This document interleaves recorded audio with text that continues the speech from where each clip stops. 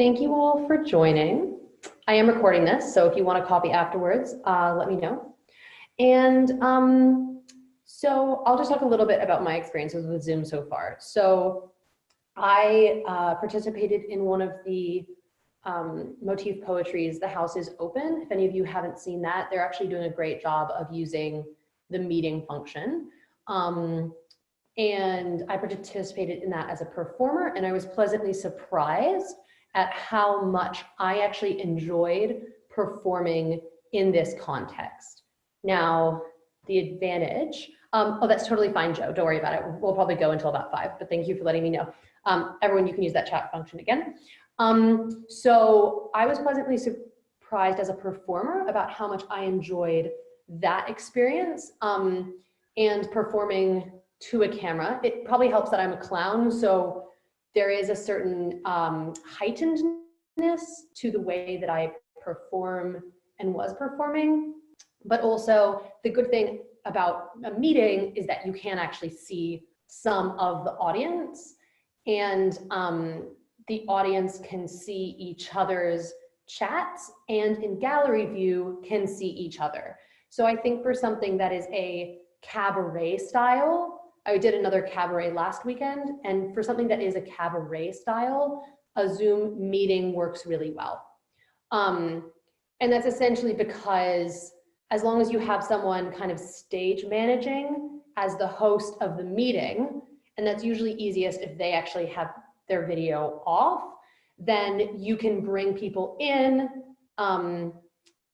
speaker view, but then if people want to look at the audience, they can also look at gallery view, if that makes sense. So I think that, yeah, the meeting format can work pretty well for short form, but I've been using webinar for something that's a more sort of long form theater. And the reason I like that, as you can probably see as an attendee, is that I can control, as the host, I can control everything that you see. So everything that you see and everything that also is streamed and is recorded.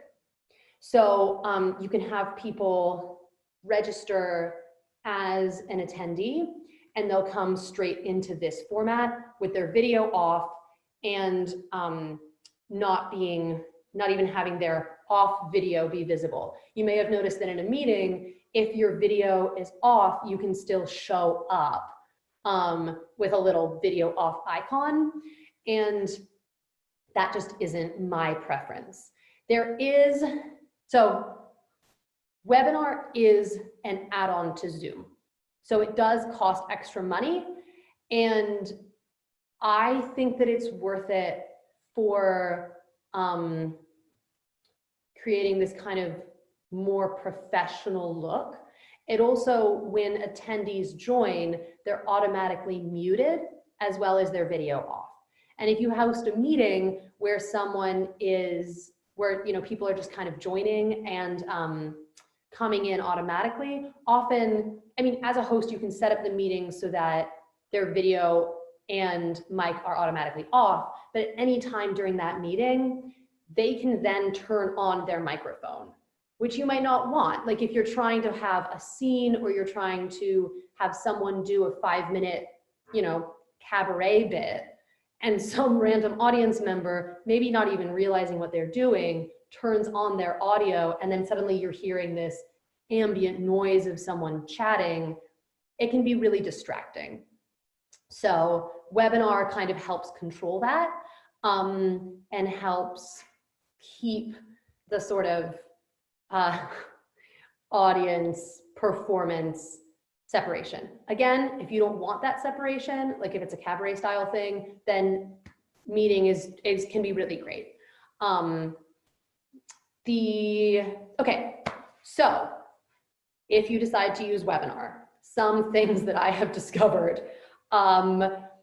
If you can have multiple people be panelists and be up. How much does webinar cost?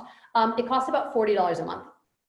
I think and I'm pretty sure that even if you're buying it here, it might be $40 US, which is more expensive. So that's something to factor in. The good thing about making theater right now is that we probably don't have some of those other production costs that we might have. So I have found it to be worth it. We can talk a little bit about sort of ticketing later if you want, if anyone is interested. I have ticketed things that are just like pay what you wish tickets. And that has been pretty successful. But yeah, also webinar, I'm pretty sure you also have to add it to Zoom Pro, which is like $13 a month. So the total cost is about, I guess, $53 a month for webinar in total. Zoom Pro, of course, you're probably going to want anyway, because you probably don't want your meetings to time out at 40 minutes unless you're doing something super short form, which maybe you are. Where was I going with that last comment? Webinar. Oh, right. So webinar. If you decide to use webinar and you have multiple performers, you want them all to register as panelists. So panelists will come up in this same form that I am in right now. So for instance, if you have 3 people, it'll be like 1, 2, 3. If you have 4, it's an even grid. It's kind of nice to have an even grid, I think, aesthetically. So like 4 and 9 are really nice numbers. And there's a couple ways you can play with that. So for instance, if you want, you can have everyone up in little grids the whole time. This is how I've worked so far. So I'll talk about that first, and then I'll talk about the other ways I've seen it used. So if you have everyone's cameras on so that they're up the whole time, you can have, you know, like for say we had a 4 up, you can play a lot more with you can play with the way people orient to each other. So, you know, if someone's video was next to me, you can actually figure out ways to actually talk to one another. I'm also a fan of the talking up at people who might be above you or talking across. So you can actually have that kind of functionality within the Zoom call. I've also had a lot of success having people come in and out by actually just covering their camera. So for the staged reading I directed, we used Post-its, and people would post it in and out instead of entering and exiting. The main reason that we found that to be more useful than turning the video on and off was twofold. So first, if you turn your video off as a panelist and you're gone, the next time you turn your video on, you shuffle back in at the bottom of the panelists. That's fine if you want to do a lot of logistical thinking about knowing where everyone is at any given time. But it does get tricky because the way that Zoom displays panelists will be different for each panelist. I haven't quite figured out the algorithm. I'm not an expert, but I'm pretty sure that the way that Zoom does it is that it'll show the host, and then it'll show you if you're a panelist, and then it'll show the next 2 people in some kind of order. The only reason I say this is if you want to be able to play with, oh, I know who's on my right, or I know who's on my left, or I know who's above me in terms of talking to other characters, you're not going to want to turn your video off unless you're doing like 2-person scenes and being like really consistent with that, if that makes sense. If anyone wants me to elaborate, it's just like this kind of slightly strange function of Zoom. So anyway, so that's one way of doing it. You set up everyone, you have everyone keep their videos on the whole time. When they come in and out, they cover, and then they're here again. That can be kind of fun to play with. For instance, so say I have a Post-it, I put my Post-it there. You know, there's fun stuff you can do with like, oh, I'm trying to see if it's time for me. Yeah, it looks like the Brady Bunch. That's a good, yes. Yeah, so it does end up looking like the Brady Bunch, and you can play in that way, which can be really fun. Other things that are that I have found to be really useful about that, or like a great way to communicate between characters, is actually reaching into the screen. It feels weird, but it looks really good. So if I had another character and I wanted to pass them, say my water bottle top, I'd be talking to the camera, talking to them. Look, I'm talking to you. I'm gonna pass this to you. The other person would reach out and bring it in. You know, obviously we're all in different places. You know, magical realism. This could look different for some other character, but as long as you get that consistency of reach out, grab, reach back, it actually can be kind of cool. So that's a really fun thing to play with too. Had some success with kissing, you know, even punching can work. It's timing dependent, like it always is. But, you know, if someone punches and then the other person, you know, recoils, same way you do it in stage combat generally, it can actually read really well. But this works a lot better than trying to time something sideways.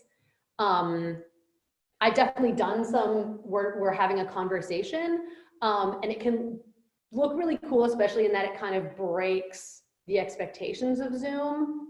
But I will say that like generally talking to the camera works in terms of like, I'm talking to another character who might be around me, but the audience can make that connection. Audiences, kind of smart. Turns out our brains pretty good at figuring this stuff out. So that's some ways you can play with that. The other way that I've seen webinar be used, and my instinct is that this kind of works best with like 2 to 3 person scenes, is that you have someone who's stage managing the videos, and you know they bring people in for each scene. So you'll have someone who might do a monologue, and then someone else comes in and they just talk to the camera at each other. Maybe they pass some things off. Then the next scene, it's like 2 people. And that does read pretty well, but I do think it works a lot better with a very small cast, because I think it's difficult for us to keep track of a whole lot of like small interactions. And it's just more intimate, just like anytime you have a 1-act or a 2-act. I definitely recommend having someone be just on camera and sound. So as the host, similar to doing a meeting, I can control the participants, which sounds more evil than it is. But there are functions like you can turn off people's videos. You have to ask them to restart a video. And it's good for everyone to be on mute is the other thing I would say. Like, it's good to keep everyone who's in the show who's not speaking on mute, but make sure that everyone's really used to turning themselves off of mute when they come in. Because that's the most common thing I see that kind of breaks the world, is that people will be like, oh, cool, like here, I'm gonna stop my video, all right?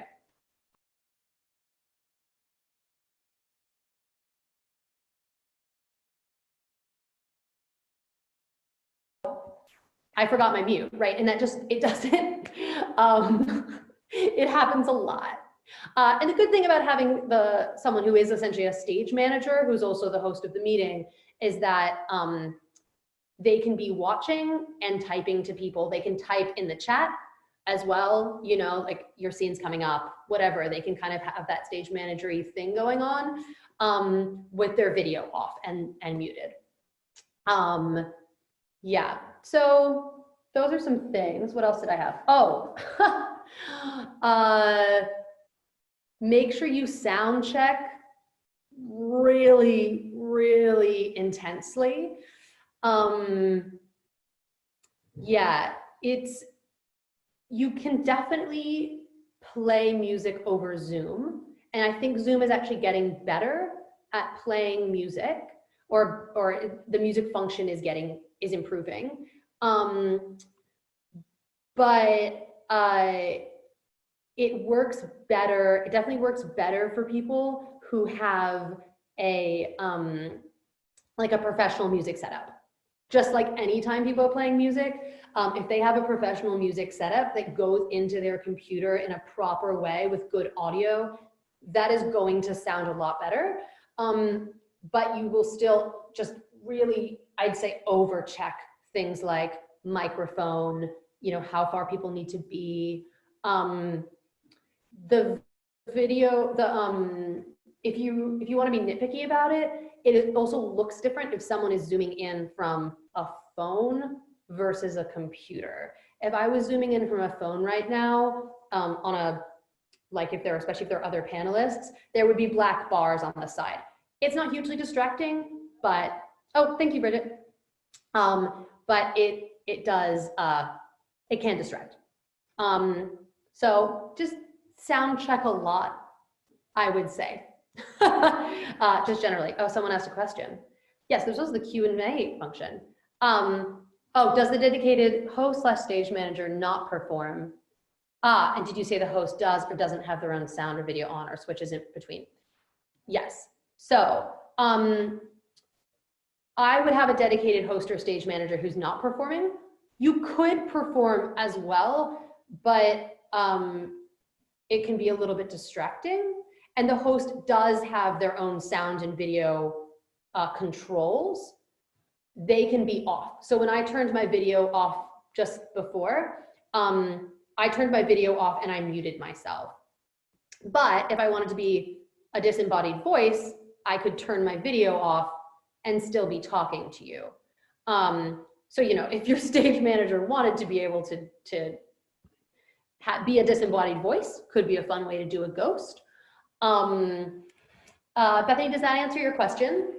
I would just recommend that the host is essentially the stage manager in this particular scenario. Let me also share my screen with you all. And so maybe you can see what I see. Oh, no, it's not showing Zoom. It's just showing Facebook. Okay, it doesn't want to show itself. That's fine. We're going to stop share. The good thing about sharing, though, is that if you had something cool you wanted to share during the show, if you had like a dance video you wanted to show, you could show that to all the attendees during the show. So that can be another way of incorporating other elements. Okay, cool. As long as that answered your question, Bethany. Yes, panelists. So again, panelists are performers. Just to be clear, like panelists are people in a webinar who can show up here. And panelists are, as performers, can also chat just to each other and to the host privately, which can just be kind of useful. It's like talking backstage, because attendees like you all who have joined from the outside can't see those chats if you choose appropriately. Also means that the host can talk backstage to performers, and it's just I think it's a nice function. On the plus side, the one way you can actually do audience interaction during a webinar is the way that we're doing it now, or through a poll. So I could poll you, which, I mean, heck, theater is digital now, so do whatever you want. Could be fun. Or, especially as the host, I can type to you all. So like, Thank you for. Cool. You should be able to see. Oh, no problem, Claire. Thanks for joining. Yeah, I can chat to you, and you can actually chat back to all of us, so to all performers, which can just be nice as a way of allowing the audience to like give feedback. It's kind of fun in terms of, you know, you all can say thank you, or like, yeah, you can ask questions that way. Oh, I have another question. Let's see what that is. How do you let the audience applaud? So in webinar, you kind of just have to do it during the chat with the chat. And that is the one thing that I think the meeting is better for.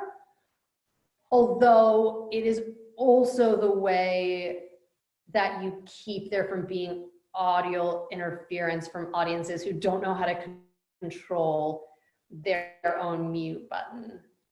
So I think, so if I was going to do it, if I was going to do something where I really, again, like kind of like a cabaret, I think the audience interaction is pretty important. I would do that as a meeting. And I would, as a host, well, okay, two things. As people joined, I would ask them to mute themselves. Or there is a little control under video settings where we can all do this right now, actually, if you want to see where it is. So next to the video button where it says stop video, there's a little up arrow. If you click on the up arrow and then go into video settings, there is a, under meetings, which we're a webinar, but under meetings, you don't have video, oh, because you're panelists. Okay, well, let me see if this can screen share. Say, share screen. Let's see if this will do it. Right, okay, here we go. So you can see this. In a meeting, if you had everyone pull up this, the little video settings, there's this button down here that says hide non-video participants. That will automatically keep people who are like watching a meeting and have their video off from their video being shown, or even that little bar popping up. So that's just kind of a nice, like, if I was gonna run a Zoom meeting show, I would probably, as the host, or like even as the stage manager, whatever, come in at the start and say, hi, welcome, I'm so glad you're here. While I have your attention, and before we start the show, could you please mute yourself and go into these video settings. The video setting one is probably less important, but you'd probably also want them to like have their video off. It just creates a cleaner interface. Yeah, so, and in that sense, as the host, you can also go in and turn on or off every participant's mute. So there is a mute all and an unmute all. So at the end of the show, or if you had multiple acts, at the end of the act, you could say, as a host, or you could just do it, I suppose, but they wouldn't know they were being unmuted. As the host, you'd probably say, thank you so much for coming. This was really great. To give you guys a chance to show your appreciation for all these amazing performers, I'm going to unmute you now so that we can hear your applause. And then you'd go in, you'd unmute them, everyone could applaud. So that's how I would do it. And I think that's kind of the one advantage to meetings, the one main advantage to meetings, is that the audience can participate in an audio way, an auditory way. Does that answer your question, John? I hope so. Do I use waiting rooms is the question.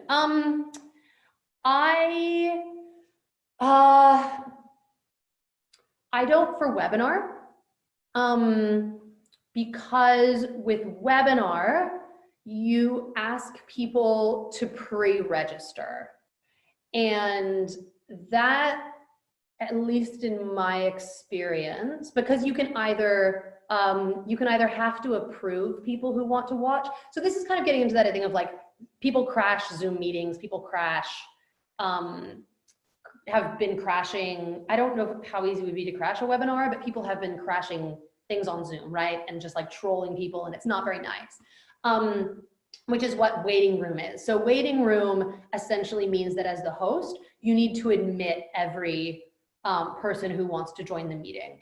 For webinar, because people have to register as an attendee, I don't use it, and you don't have to, and you can choose to either approve everyone who wants to join and watch, or you can just automatically approve everyone. I am automatically approved everyone for this because, one, y'all have your videos and your sound off, so like the damage that anyone could do coming into this would be minimal, right? Like if someone managed to get this link and wanted to come in and mess around, the worst thing they could do is ask questions that were inappropriate or chat in an inappropriate way.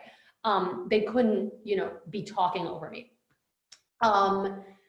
It is more useful probably for meetings. I guess it would depend on how many audience members you think you're gonna have and like how concerned you are.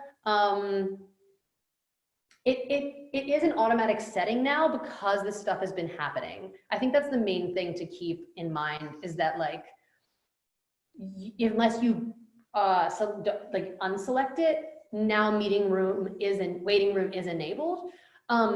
Which will just mean that as anyone tries to come in, you have to have someone, again, probably this kind of like host or stage manager figure, approving them, or they won't be able to join. So that's, I mean, I think it's up to you, but just be aware that that function is there, because it could be like real awkward if people don't know, people like aren't getting in and no one knows why. I hope that answers your question. That particular one anyway. Also, John sent me this email which had, okay. I think I've probably answered most of these questions.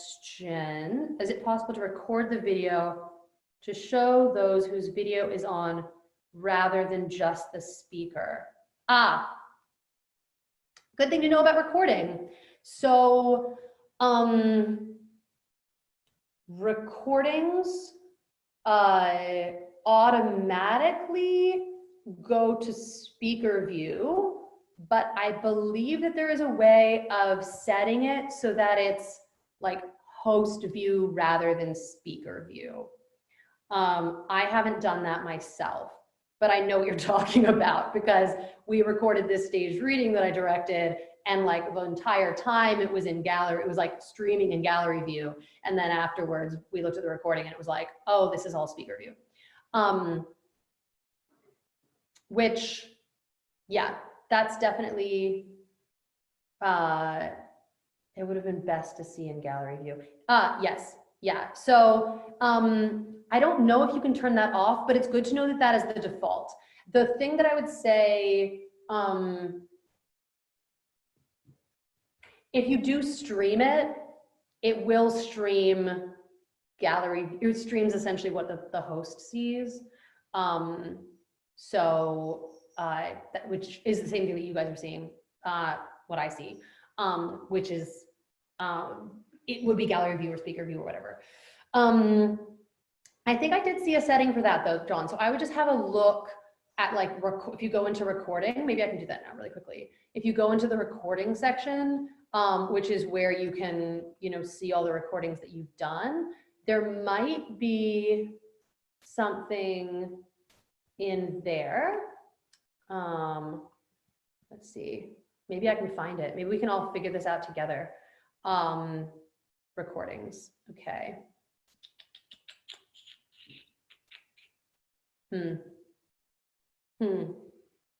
I might have a look and see if I can figure that out, because that's a really good point, and it's something that I've noticed as well, and it's really not ideal for this kind of situation. And it's just unfortunate, basically. But I can't see there being a way of changing that actually now that I'm in webinar. I think that's just the default, unfortunately. But you could watch, I'm not an expert, you could watch a Zoom tutorial or ask them a question, and that might help. The other thing I will say is with Facebook, or like when you stream it, especially on Facebook, it usually stays up live for a week. So that's another way of being not necessarily recording it, but at least being able to show it to other people. Okay, a question, can you put an age restriction when you invite people or check ages when you accept invitations? Oh, right, okay. If you do a show for kids, alternatively a show just for adults. What would be the way to do that? Well, I think the only way to do that would be to put a setting in webinar where you asked, where you like had to approve people, and then you like emailed them and asked them to provide proof of ID. It would be pretty difficult. I mean, yeah, I think it would be kind of like, I'd say treat this more like something where like it's almost like an outdoor live theater event, and you put it in like all of the promo, who it's intended for, and you kind of have to trust that people just monitor that themselves. Which I know isn't a perfect answer. I guess, yeah, the closest thing would be to check people's emails and try to figure out a way, or email them before you approve them as an attendee to ask. But just like most stuff on the internet, it's pretty hard to control who gets to see it. I mean, because you can make these, you can make Zoom meetings password protected because you can use waiting room. There's a world in which you do create sort of barriers to access that you can then, use to maybe keep your audience from being underage. It'd be kind of tricky. Again, I'd be like, this is a public show, and you just make it really clear in the publicity. Would probably be what I would do. Yeah, if that makes sense. You can also do things like restrict people to, what is it? Not authorized users of Zoom. There's some term for it. People who have been checked, but their emails have been checked by Zoom. So that'd be another way of just trying to like get at that. But yeah, I'm sorry, I don't have a better answer. What advice do you have for panelists to get a good picture, background, etc.? Okay, well, get the best camera you can on whatever device you can. I'm not a fan of Zoom backgrounds. I think they look tricky. If you really want to use a Zoom background, try to get this is not a good wall. Like try to get as blank a wall as possible, or a green screen. I actually think, and this is a personal preference. So like, I don't know if this is true, like I wouldn't say it's like true, but in my experience, it is more satisfying as an audience member to see some three-dimensionality behind whoever is speaking. So like, if I was gonna be like, okay, especially if like, oh, this show is set in a house, imaginary world. And then you have like a blank wall behind everyone who's a performer. That seems really strange. Like humans exist in three-dimensional space. I would prefer something like, oh, that's backlit. Oh, I would prefer, actually, personally, getting an image that's more like this. So I'm clearly in a three-dimensional space. And that seems to help with our sort of suspension of disbelief that this is really happening and it's really live. Again, that's a personal preference. It depends what you're making, but that's kind of what I've noticed. And like, you know, if you can create a setting for yourself, like maybe, I don't know, everyone's in a bathroom because the whole thing takes place in a bathroom. Not a great example, but if you can create a setting for yourself that is alive to the world, have fun. This is a new form. So I think like there's also a lot of things to play around with. I have a couple more questions. Oh, thanks, Jackie. Okay, great. Okay, Sandra's saying she's leaving. Yes, any more questions? Oh, the other thing I would say, in my experience, I prefer, similar to having a three-dimensional space behind, I prefer having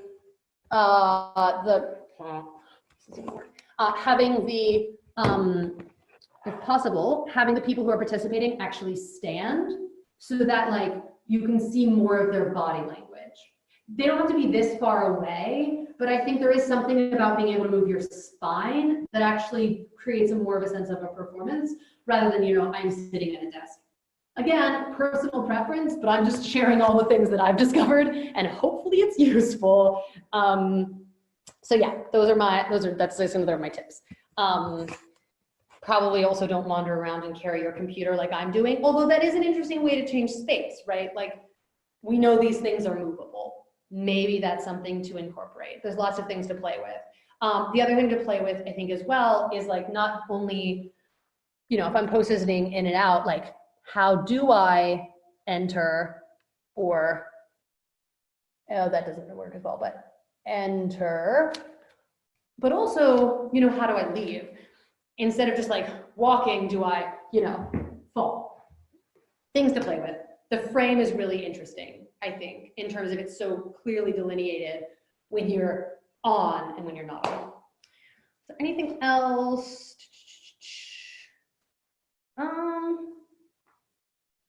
Okay, this is a small note, but oh, head and shoulders or more or less. I like a bit of torso, but again, I think it's that thing of like the way we are seated, the way our spine is positioned says a lot about emotion and like character. And so I would, like my preference would be to have at least this much of a person showing. The thing to maybe keep in mind there is like, whatever you choose, it looks better if it's consistent. And then like, if people choose to break that, like if I'm coming in to whisper a secret to the audience, then I can break that. But like if the sort of default is all the same with all the performers, that creates a nice picture. If some of them are here and some of them are here, it just looks odd. Like you just want to have some sort of standard and consistency, in my opinion. Oh, the thing I was going to say that is like a small note, but something to maybe keep in mind is that for some reason, when Zoom live streams, it doesn't always keep the video order that the host sees. So all of the people who have registered as attendees to a webinar, like all of you, will see the same video order that I see. Which again, important if I need to know that Alice is over here so I can talk to Alice. And George is over here so I can talk to George. When it streams, it sometimes scrambles that order. Again, I don't know why. I couldn't figure out what it was doing, but it was doing something. So an experience was had by all. Are there any other questions? I think that's most of the content that I sort of prepared. I guess the other thing, if you are planning on using webinar and keeping panelists up and having them interact with each other, side to side, up or down, it will be, play around with it. It is the opposite to what a panelist will see. So if I see on this screen, George is here and Alice is here, the audience will see Alice here, or what was the opposite? If I think it's George and Alice, the audience will see George and Alice. So it's reversed. What I would recommend, if you're gonna do that, is like, one, play around with it with a host who can tell people who they're looking at, and two, have your performers label the sides of their screen with where other people are, so that they don't have to keep going, oh, it looks to me like Alice is on my right, but she's actually on my left. It's a weird Zoom thing. I'm sorry. It's like, I don't know why. But I know that it's a thing. Yes, let me make sure I didn't write anything else. Oh, you can also rename people. You've probably seen this in meetings.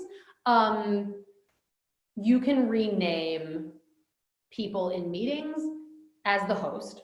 You can also rename yourself as a participant in a meeting or as a panelist in a webinar. This can just be useful if you want to have the character names under people's videos. Or if their character changes, they can change their name on their video partway through. And that's just a fun thing to play with. It's also could be a mean thing to play with as the host if you want to play jokes on people, but that's probably not what you're going to be doing. But you can rename other people. Yes, I wonder if, yeah. Is there, I can rename myself. Right, so I'm going to rename myself host. That's boring, but there we go. So now it renames as host. If I message you in the chat, you will see it from the host. Again, kind of useful, especially if you have someone in this stage manager or host position, that like the audience knows who is chatting to them. This is also another great way to ask for donations. If you want to ask people for donations on an ongoing basis, like throughout an evening. So by ticketing, let's talk about ticketing for a second, just in case you are thinking about that. So I haven't done anything where it's been a required price, but I have done a couple things that were donation-based, and for that, you can just ask people to pre-register for a webinar. You can ask them to pre-register as an attendee. With webinar, you can send out reminder emails to people who have registered. So you can send out a reminder email a day before, an hour before, saying, thank you for registering. We're really excited to have you. If you're interested in supporting these artists, here's the way of donating. And then again, you can also do it while the show is happening in the chat box. Probably more useful again for like a cabaret style thing, but you can put that there. Yes, I can send a message to all panelists in the audience. I can also send private messages. So this was a question. I can also send private messages to any one of the panelists. I can't send private messages to attendees. Can I? Oh, I can. Oh, I didn't know that. So like, I can do that. That's nice. Oh no, and all panelists. I see. Okay. So the default is I can send a private message to an attendee, but it also goes to the other panelists, but not to the other attendees. Anyway, the host has a lot of power. It's pretty fun. And again, with the chat function, it can function as sort of a background or like backstage chat where you can let people know what's going on, or let them know, I could message a panelist or a performer as a panelist who is coming on in 2 minutes and go, hey, 2 minutes to places. you know, it's nice. It's nice in that sense, especially for the start of a show. But yeah, so those are pretty much my, you only have one host. Yes. Yes, one person is the host. And that is the person who, that person, or, you know, that person's account, or whatever account that person logs in on has to have webinar. But yes, so you have one host. And everyone else are panelists or attendees in webinar and are attendees in meetings.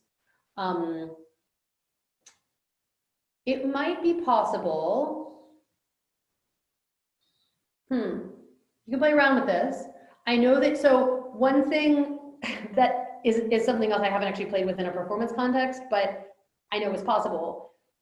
I, as Ania, with my personal Zoom account, can log in on 2 devices to the same call. This could be fun to play with for like an aside, right? Like say like, oh, I'm talking to the audience, like, or to another performer, like now I'm talking into another camera, which you can see here as an aside. That's also another fun thing to know, like you can have 2. And it may be, to answer your question, Bridget, I don't think you can have more than 1 host, but it's possible that you could log in on 2 devices with the host's account. Let me see. Let's see. I'll do this on my phone and we'll see what happens. I don't know. We're all gonna find this out together. My instinct is it might not. The other thing about if you're gonna log in with 2 devices, only use the sound on one of them, because otherwise you get incredibly irritating echo. Like it sounds, I mean, like, I guess if you wanted to have a ghost, it might be useful, but oof, it's an experience. It's a really fun experience. Yeah, so I think the stage manager would be the host. That's sort of what I would, but I mean, I was the host for the stage reading. I directed, I was the host, and the writer, actually, who's also a stage manager in real life, was on the call as a panelist, but with her video off and her sound off. And she was actually also doing some kind of like stage manager type stuff. She just didn't have the same functionality. Okay, let's, join. Oh, it's so hard to join as a,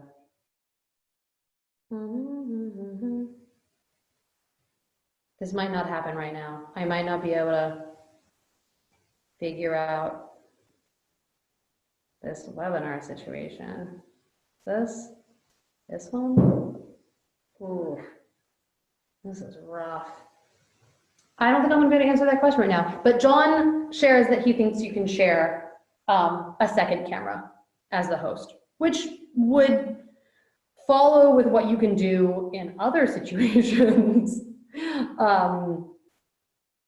So we'll just see. Oh God, Zoom is not that great on a phone. Let me tell you, it is a confusing time. Are there any other questions while I sort of try to figure out if this is possible? In my brain. Have you done rehearsed readings, and where should text be for cast? Can they have it? Oh yeah, can they have it on their screen too? Definitely. I think that the best option for a staged reading is to have the cast pull up the text on their camera, or on their device. So have them use a computer, have the text be up, and actually it reads. Like, so I'm reading right now, but it doesn't like it will because I'm also communicating to the audience in this same direction. It can actually work really well. because you can be reading and it kind of, it's like, you know, you are actually reading to the audience and you don't see the text. I think it looks way worse if they're like, I'm doing a staged reading and now I'm reading and now I'm reacting. You can react and read at the same time, which is one of the advantages to this medium for stage readings. Question: what did you say happened to the screen positioning order in the webinar recording? Oh, so it doesn't change. It essentially goes to speaker view when it records. So whoever is talking is the one that it is recording. And that's just not great if you've set up the whole thing to be in gallery view and function that way. It's just, you know, it's just not ideal. But that's only for the recording. It still will show in gallery view to everyone who's attending and as you stream it. So it's just a little bit of an issue. Oh, why are you, okay. Yeah, this is just not gonna happen. I'm not gonna be able to join this webinar as a host from my phone. I'm sorry. Ugh, it's awful. God. Any other questions? Maybe not. This has been pretty fun. I've had a great time. I hope this has been helpful. I just really wanted to share some of this because I have had some experiences now with Zoom. Oh, you can choose to record in gallery view. Thanks, John. Thank you for Googling that. I'm also going to Google that and figure out how to do it because that will improve my life. Thank you. So everyone, apparently you can record in gallery view. Amazing. Thank you, John. Anyway, I just wanted to share some stuff that I've discovered because I don't think we all need to go through the same painful learning process, semi-painful learning process. So yeah, if there are any further questions, go ahead and ask them now. It's cool, and yeah, if you have any other questions, you can message me. I can try to answer them. But like, I'm not an expert. I'm just a theater maker trying to make something happen in this medium. You're welcome, everyone. I hope you have a great evening. Thank you for attending. If you want a copy of this recording, send me a message. I'll probably also put it up in the Facebook event. And a couple of people emailed me about it already. Okay, awesome, cool. Check out Pash Brusting on it. Okay. Oh, also, I am a part of and helping create a clown show this Sunday, hosted at Bats Theater, but it's live, it's a webinar. We'll be using that format of everyone's screens being up. You can look up on Bats. It'll be streaming to Facebook Live. There's an option to buy tickets and come in as an attendee if you prefer that. Anyway, the information is on Bats Theater's Facebook and Bats. It's called Feast with Fools. So if you want to see how this can work in literal real time with clowns, maybe check that out. Cool. That's all. Thanks, everyone.